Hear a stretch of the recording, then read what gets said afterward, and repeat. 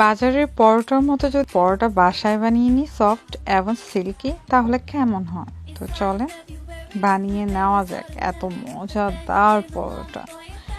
ময়দায় দিয়ে দিব লবণ আর পানি, একদম ডোয়ের মতো বানিয়ে ডোটাকে আমরা মুথে নিব। ভালো করে মুথে এটার আমরা বল করে নিব। তারপর তেল ব্রাশ করে রেস্টে রেখে দিব। আবার ময়দা, তারপর লবণ এবং তেল দিয়ে একটা ব্যাটার করব।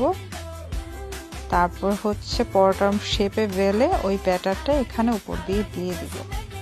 তারপর এভাবে কেটে নিতে হবে ফুলের মতো করে। দেন এভাবে শেপ দিব যাতে পরোটার ভাঁজ ভালো হয়।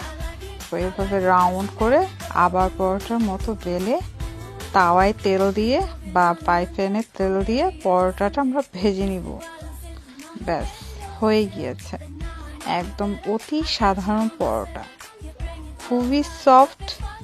সেটা আপনারা হাত দিয়ে ধরলেই বুঝতে পারবেন, একদম সফট তুলোর মতো। বানিয়ে বাসায় ট্রাই করুন।